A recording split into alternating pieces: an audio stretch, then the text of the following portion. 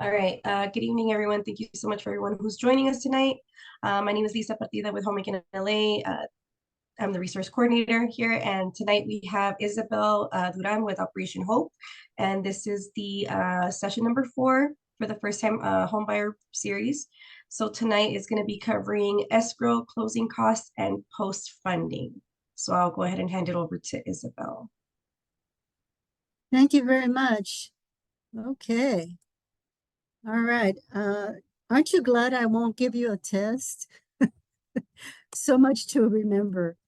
But have you guys ever thought about all the information we have given you over the last 3 weeks? Have you had any thoughts? Have you started looking at houses? Have you started talking to lenders? Anybody?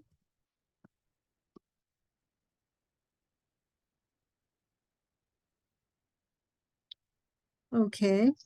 I'll share.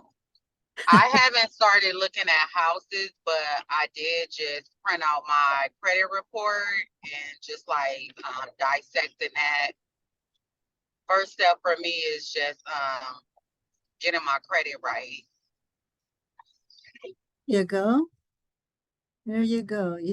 This whole workshop is to give you information of the steps that occur when you're ready to buy a home.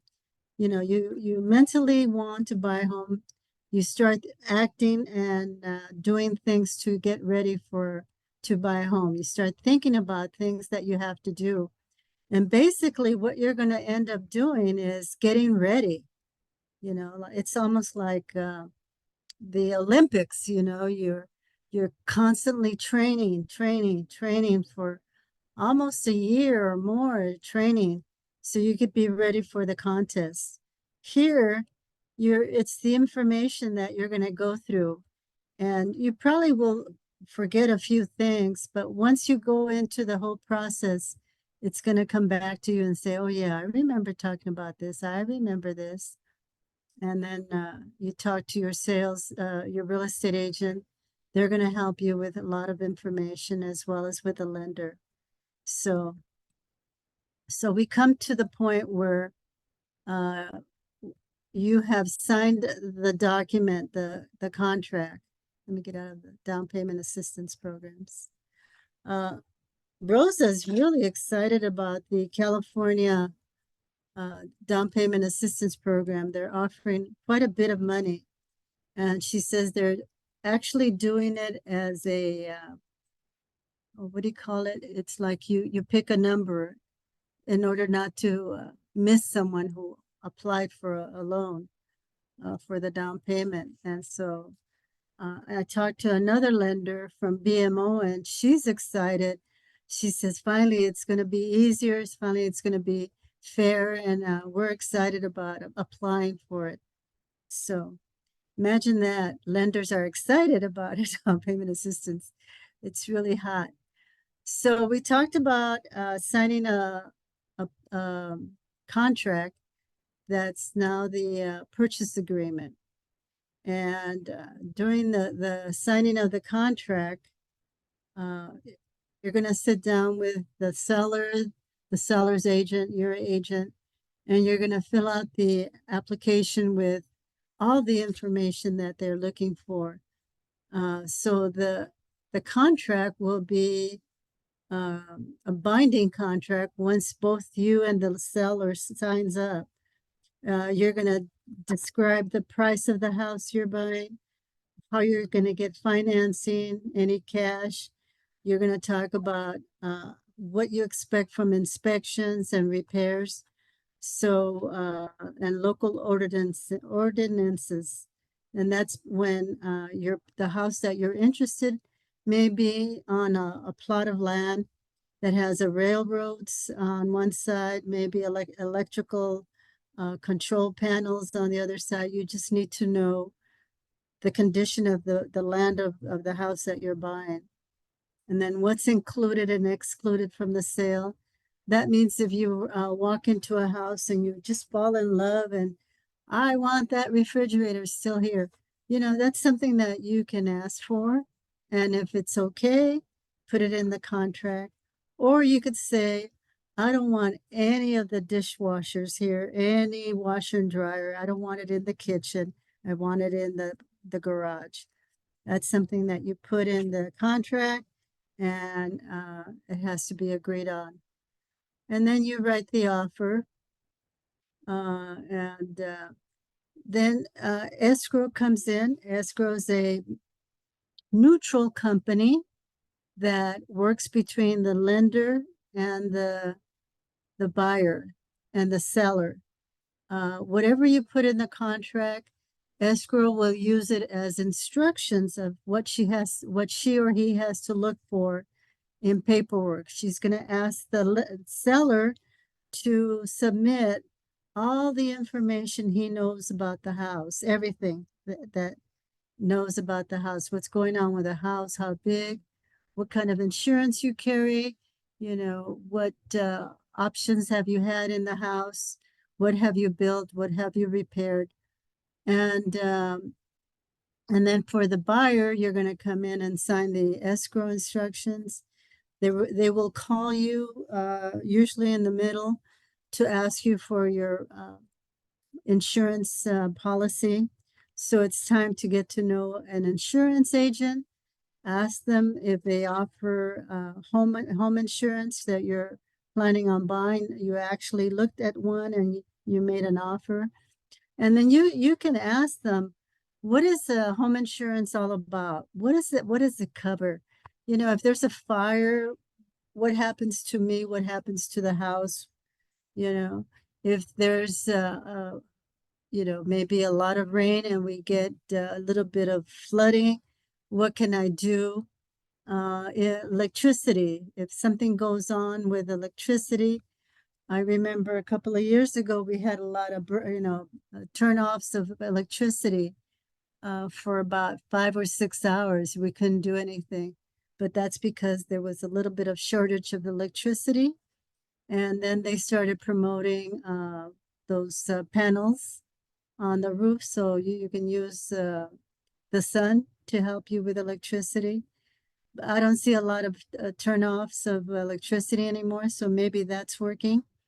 But you want to know what is covered on the insurance. You really want to protect your house, which is your investment, and start looking at maybe other companies that offer something better. So that's part of your part when it comes to the escrow instructions. And so with loan terms, you have a loan application you've already filled out with a lender. You may have requested conventional loans because they can offer you a little bit of free money, a little grant. Some like Bank of America offers 10,000 if you buy your house in the city. BMO is offering 17%. And I think there was First Citizens that offered 30,000 if you bought in a certain area of, help with the down payment. Or you could have requested an FHA loan. If you've a veteran, you can get a veteran loan with no down payment. So that's something to look at. So there's different kinds of loans, and you can ask your lender, what is it that you have? How does that work? And then how many years are you going to be paying? You can choose how many years you want to pay, whether you want to pay 15, 20, 30, or 40. It's up to you, and it's up to the lender explaining how that works, which one will work best for you. Multiple loans. So let's say you do get a down payment assistance. So the mortgage for your house comes first. The second will be your down payment assistance. Or maybe you do get a second loan and they layer it, and each one has its position. Or you have all cash if you win the lotto. This is what it looks like a little bit.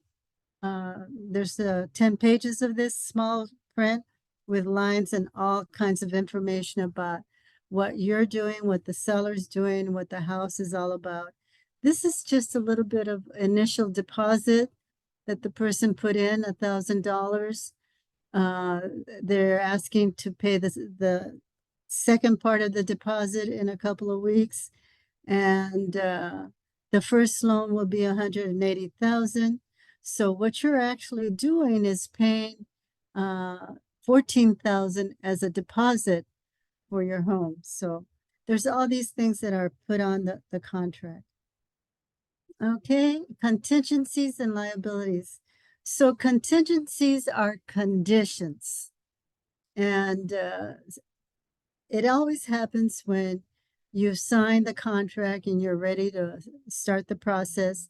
Once you sign the contract, the lender will then request an appraiser to go to the house and appraise the house. So that's a contingency. The bank and everybody wants to know what it is the value of the house based on the appraisal. And we highly recommend that you also hire a home inspector who will then look at the condition of the house you're buying. They will, knock on the wall to see what it sounds like. They're going to look at the electrical connections and the control box. They're going to look at the piping, the plumbing. They're going to try to see how old is the plumbing, how, if everything's in condition, nothing's broken. They're going to look up to the roof to see the condition of the roof, the condition of the, if you have a fireplace, what's the condition on the roof. There, if you have a basement, they're going to go down to the basements to see how that is looking, and will give you a full report of how the house appears and what's the condition of everything. The plumbing, electricity, the walls, the wood, the floors, everything, to give you an idea of the condition, that it's still in good condition. Maybe in 15 years you have to replace the roof. Maybe. It depends on, again, the age of the house and the condition it's in. So that's a contingency. You may want to know the condition of the house.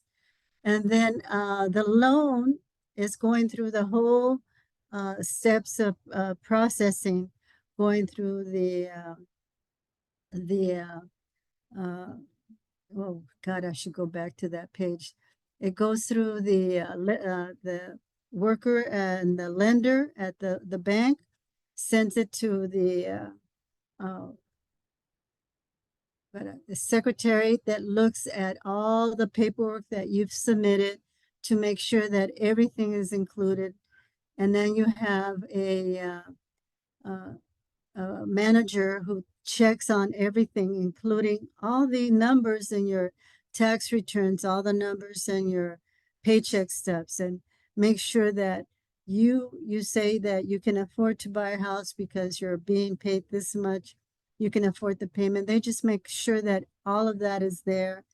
If they find something in your tax return, like maybe 2 years ago you had a bonus, they're going to ask for paperwork on the bonus, if you're going to get a bonus every year, or if you're going to get a bonus every 2 years or every 3 years.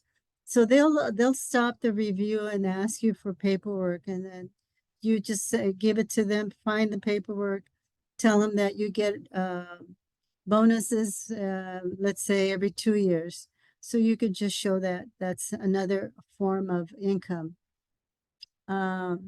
So if the buyer fails to complete the purchase because the buyer's default, seller shall retain as liquidated damages the deposit actually paid.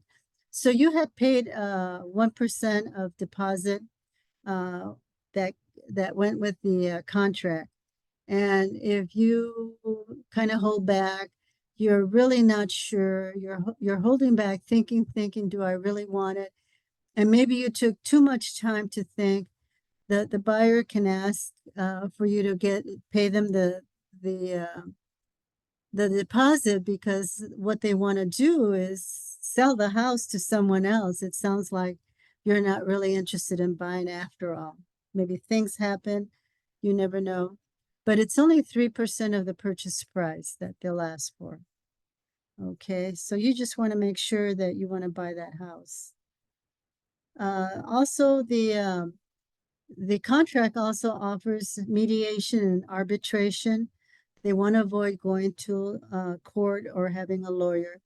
So you can sit with an arbitrator who's an experienced salesman and has been working a lot with sales. They'll sit down and figure out what kind of resolution can they come to satisfy you or the seller. Maybe they're not happy with how this process is going. But your real estate agent should be the one also helping you go through this process in case there's a problem. Okay. So local customs allocation of costs. So inspection reports. So usually the seller typically pays for natural hazard zone disclosure report. So there's several parts in the county of Los Angeles where we consider it natural hazard zones. Where the first thing that I think about is the mountains, like when you go up to the mountains when it snows and you want to ski or something. It's been a natural hazard in the last few years, especially with the heavy rain. We're finding now mudslides because of so much rain. It's made the land very soft and easy to just fly away. So that's something that we look at when you choose a house. The real estate agent will look up your house, the one that you want, to look at the natural hazards report, and then they start they're helping you work with the seller. You know, maybe the seller can fix something. Government requirements. I know when we had an earthquake, we had a lot of buildings going through retrofit.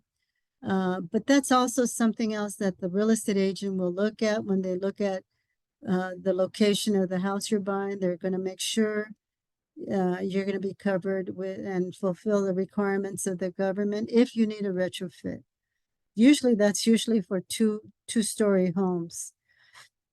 And then the county tax, which is part of your mortgage payment, when they change the name from the old owner to the new owner, there is a tax fee that the county assessor charges. So that'll be part of your closing costs. So when you're looking at homes, you know, you want to look at the purchase price. You want to have a pre-approval letter stating how much of a house you can buy, financing terms. The close of escrow date is really important. You know, how soon can escrow be finished? The loan appraisal, it usually takes 17 days. Inspection contingency date is another 17 days. Choosing a good realtor. Usually we recommend that you get referrals of real estate agents that have worked well for different people. Hey, you know, I hear you bought a house. Who did you work with? You know? And always leave a good impression when you're looking at homes. What Daniel said, or he says, you just have to be careful when you walk through the house. You know, don't start making comments that are derogatory, like, oh, what an ugly, what an ugly wall. You don't want to say things because a lot of clients now have these rings and equipment to get a recording of what people say.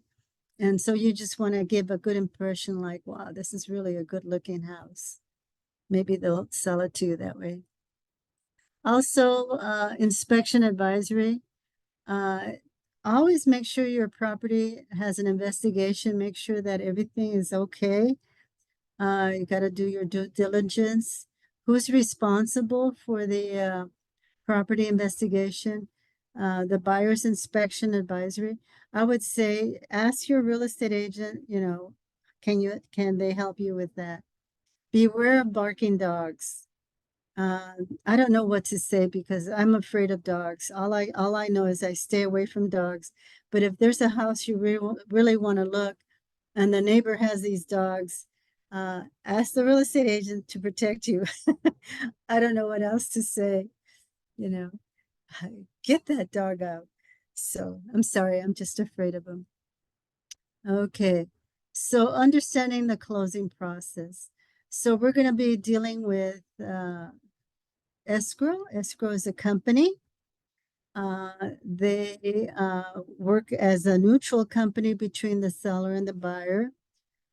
They will immediately, once they get the contract and it's the escrow instructions, they will call an title company.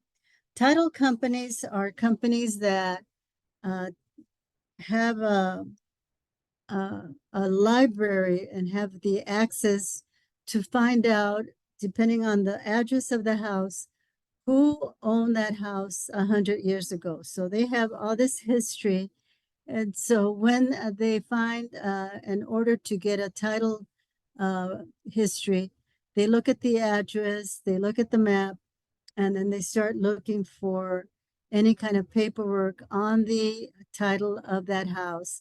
They go back 100 years, who owned it, who did they sell to, was the exchange a clean deal, nothing was left behind.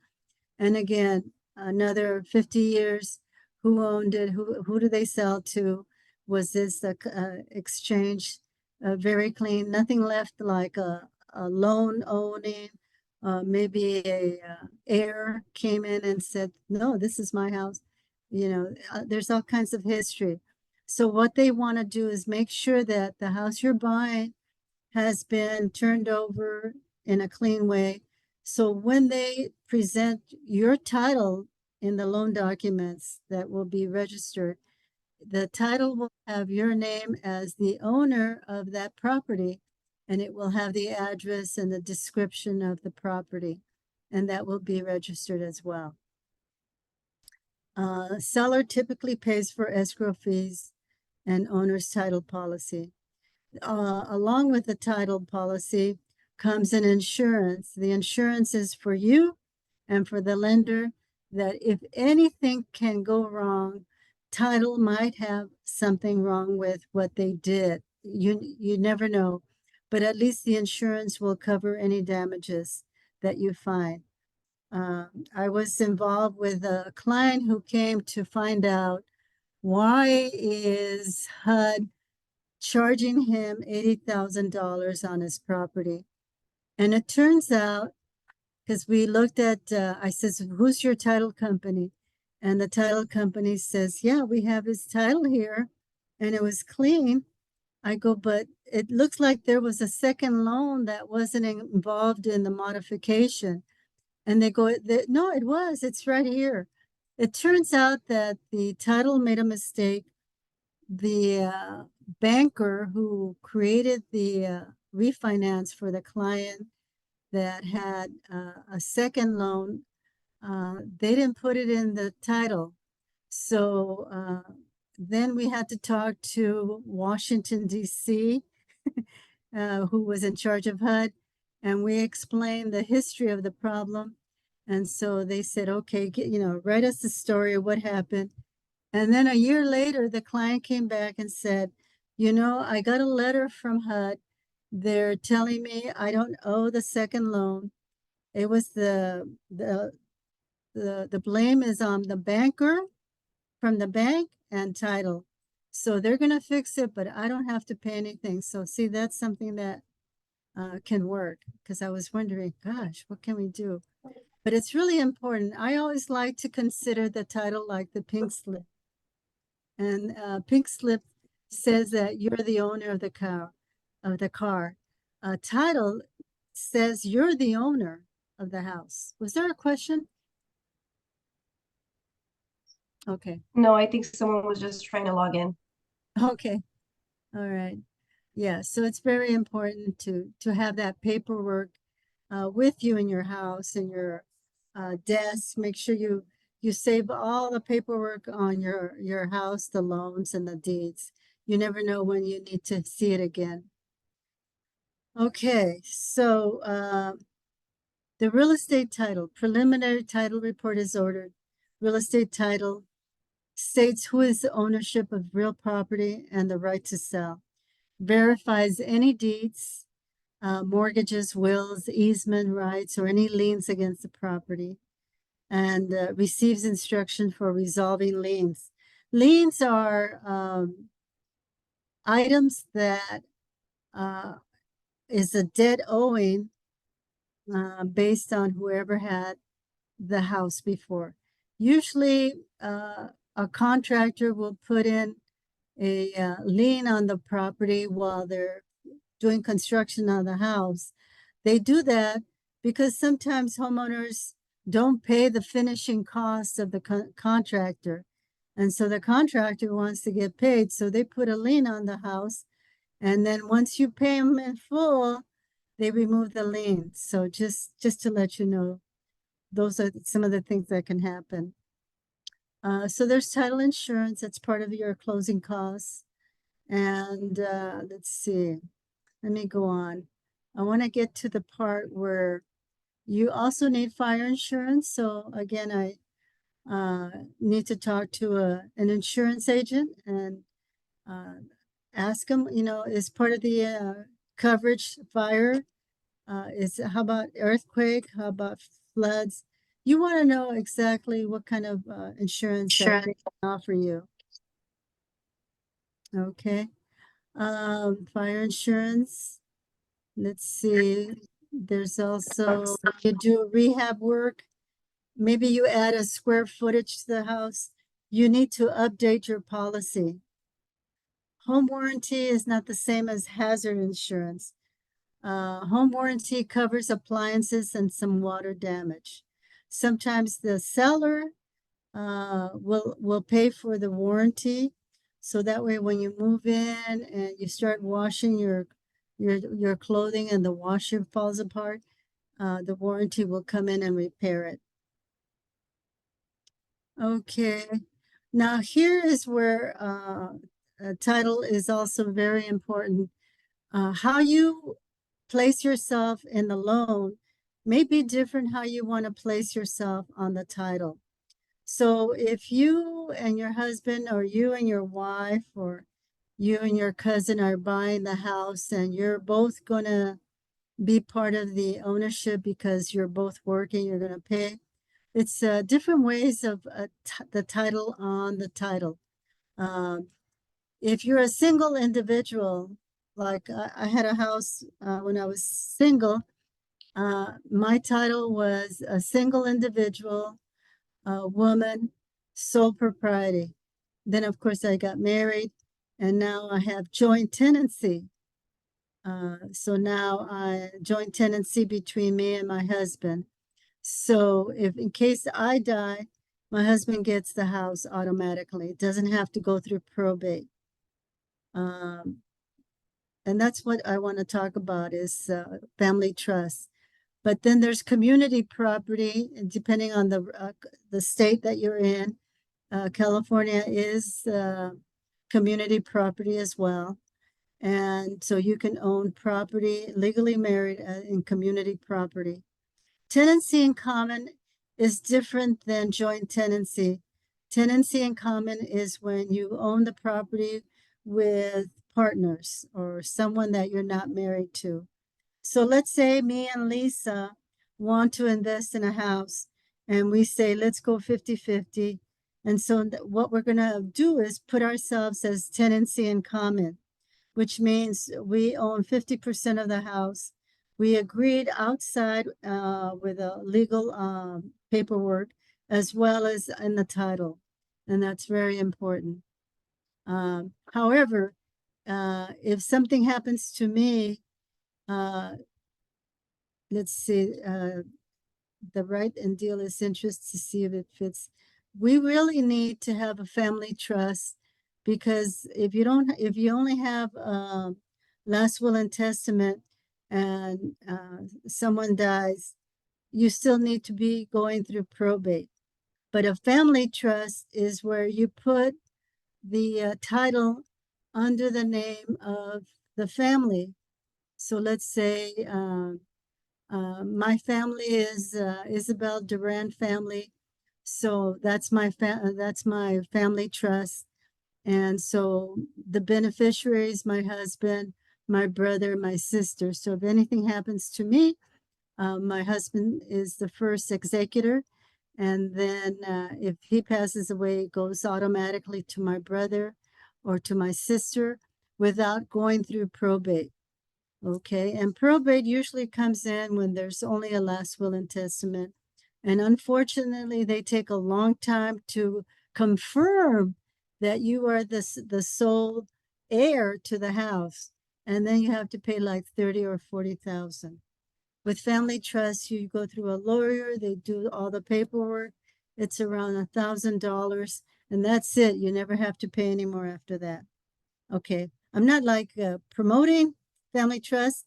I don't sell it. I don't have people who I sell it for, but I just have had the experience of family trust and how well it works.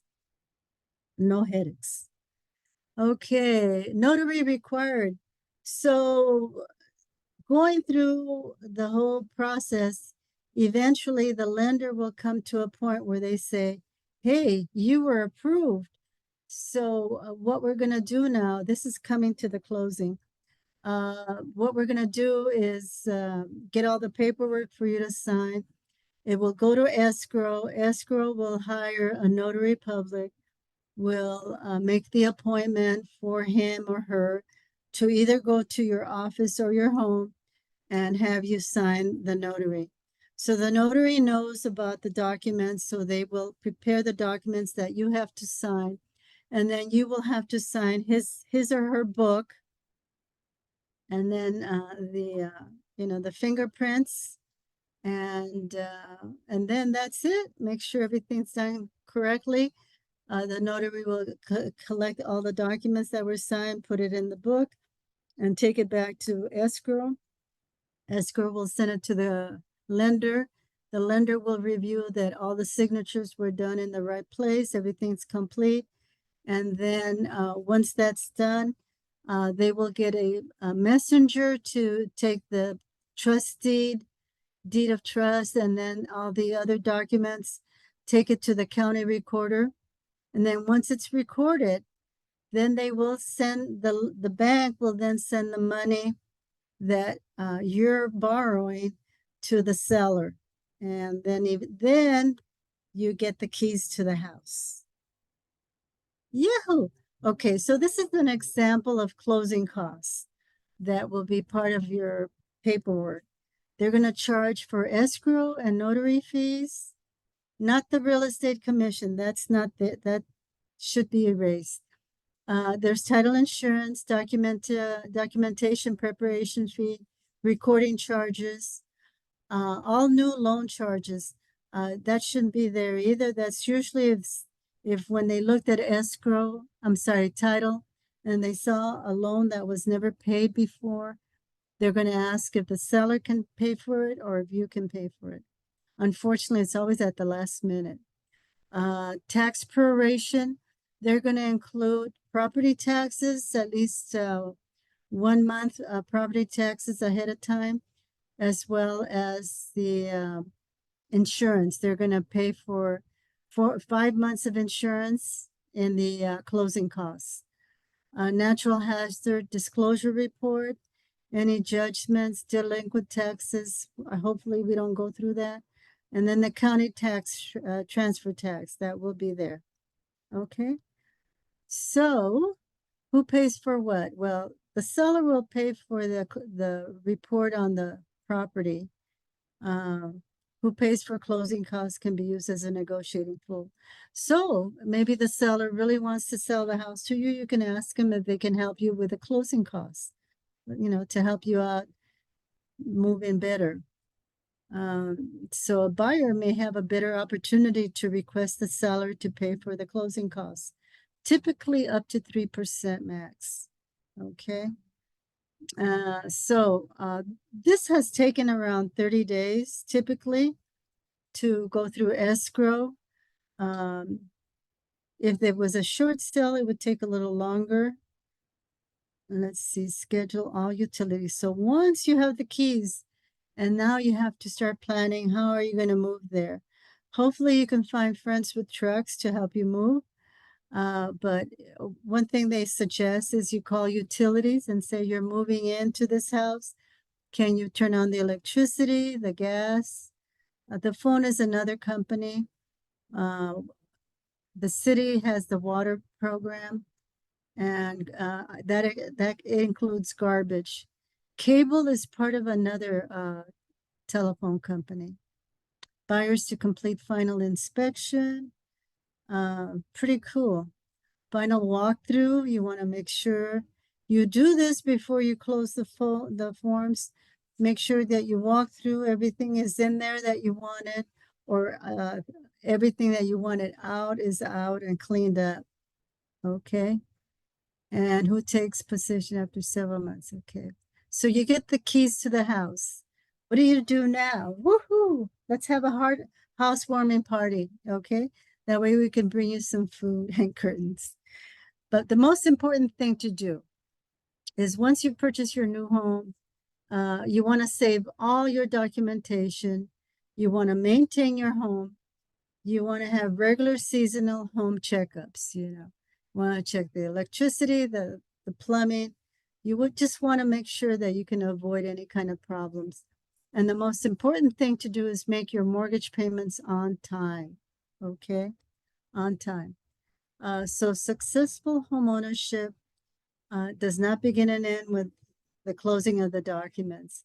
Successful homeownership means you're being able to enjoy the comfort, security, and financial rewards that buying a home can offer for as long as you choose to stay in the property.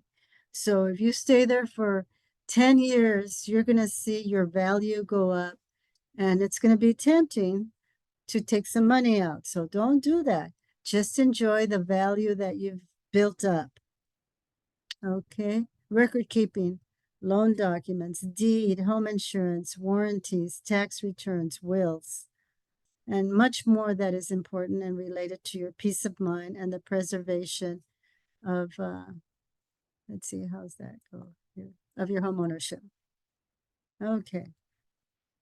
Let's go. Maintaining your house. Okay, here comes the fun part.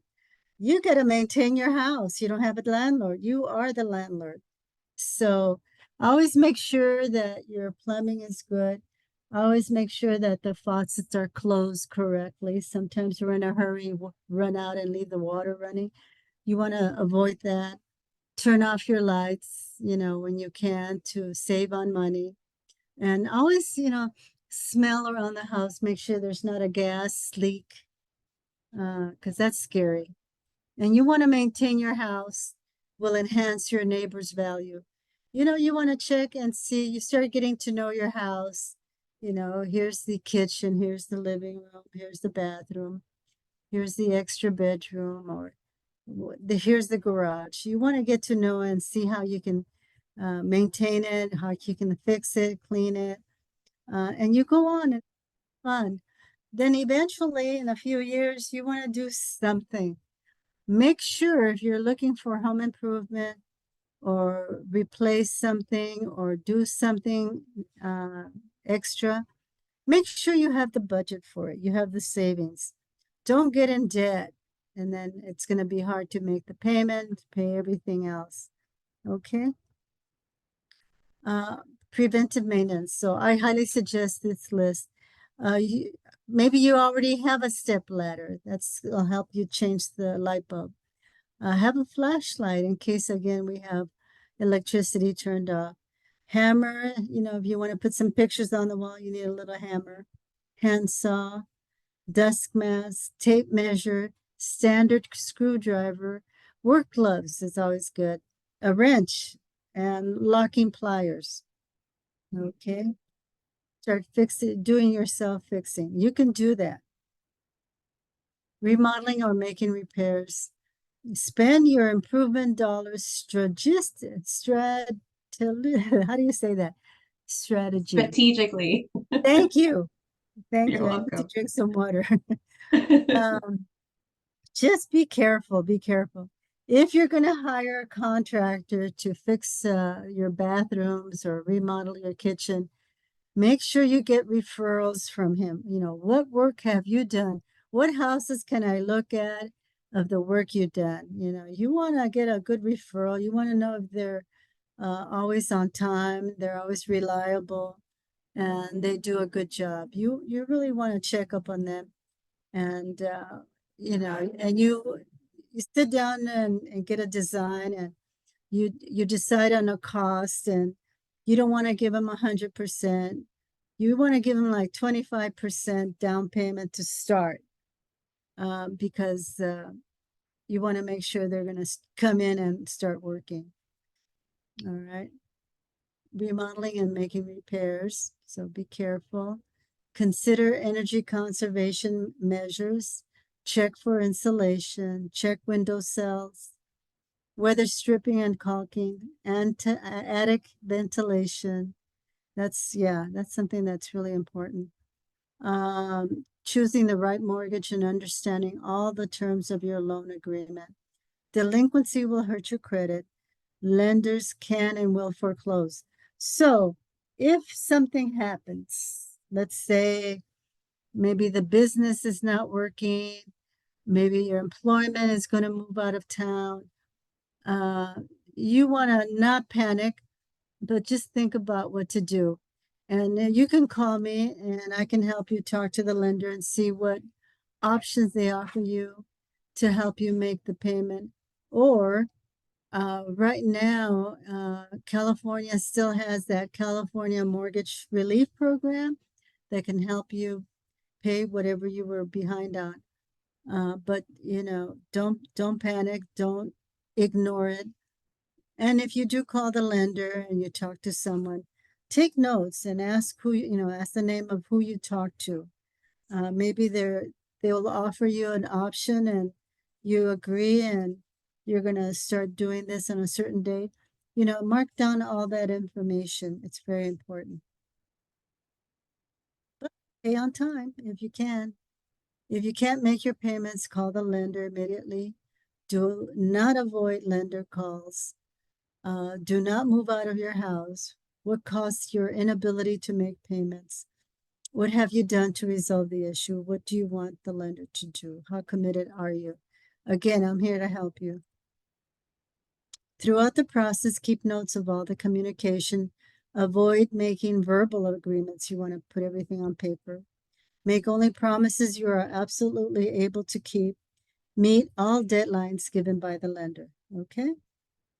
And most importantly, what HUD wants is to make sure you understand all the steps. Make sure that you will understand when you come across someone who's a fraud. You want to avoid excessive interest rates, excessive fees, high pressure sales, balloon payments. We don't have balloon payments anymore. And fraud, there's so many people who want to take advantage, and that's how they make money. So I just wish you to ask questions. If you're not sure, ask them for their license. I want to see your license. I want to see your business card. Yeah, it's hard to trust anyone anymore. But I know you guys are really smart and you're going to do the right thing. So if you're a victim of predatory lenders, deceptive advertising, inflating income, inflated appraisals, don't rob the piggy bank, teaser rates, bait and if it doesn't sound right, if you don't feel right, avoid it. Your gut feelings are very smart. Trust them. And if you're a victim, there's quite a few agencies like the Federal Trade Commission you can report to, Better Business Bureau, or the Attorney General, or you can contact the Department of Real Estate, contact an attorney, or contact the Department of Corporations. There's also the Consumer Financial Protection Bureau. They are really overlooking everything that has to do with lending. So they give some really good advice. Okay. All right. Congratulations. It took you 4 weeks to get a house. Woohoo. Okay. Any questions? I don't see any questions here, but if you guys have any questions, feel free to unmute yourselves. I had a question. Is it possible to find a property that's not part of HOA, or do you have to be part of those programs for like loans and such? HOAs are the, what do you call them? Homeowners Association. The what? Aren't they condos? Yeah, Yeah. condos, townhomes, Mm-hmm. PUDs. I don't think you necessarily have to go with a townhome or a condominium in order for you to be eligible for the programs. Do you, Isabel? What program? No, like for you to be eligible for the down payment assistance programs. Well, Like you don't, condos are like real estate. You know? I You're think her buying, question was though, if she doesn't have to go for a condominium, right? In order for her to be eligible for the down payment assistance programs. She can look for an actual property. yeah, usually you have to find a house or property, and then file for down payment assistance. But yeah, she doesn't have to be part of a member of a condo. Though if she wants to buy a condo, she can still also apply for down payment. Okay. Okay. And a house could be a 2-story house. I think the maximum in units is 4. Um, but a house can be small, big, in order to apply for down payment. And what you want to do is talk to a lender who is knowledgeable about the down payment assistance program so they can help you apply for it. There's only 2 people I know right now. One of them works for BMO, you know, that new bank, BMO. Mm-hmm. I love the commercials. And Rosa Maya, she's really well. You know, she's taken all those courses, so um, she's really excellent down payment. And I had a question for you. In regards to home warranty, you said that that can already come included within your finalization of all your payments, like all your mortgage and all that paperwork, like all that post-funding stuff. Does it come included in the contract saying, okay, this is how much you're going to be paying in your home warranty? When you say home warranty, usually the seller pays for it for Okay. the buyer to enjoy the first few years. Usually it's for a couple of years, you know, if the washer, the warranty will fix it. The stove doesn't work, the warranty will fix it. But Okay. after a certain time, then they have to pay for the warranty. Okay. But it'll show like on the mortgage agreement, right? No, it won't show It on won't the, show. no. Where would I be able to find out if I have home warranty? Well, you should have gotten some kind of document. Okay. I'm gonna have to go through my stuff. Yeah. Yeah, usually the real estate agent, you know, when I got my house refinanced, I got a warranty. I was afraid that I would have to pay for it, so I tore it up.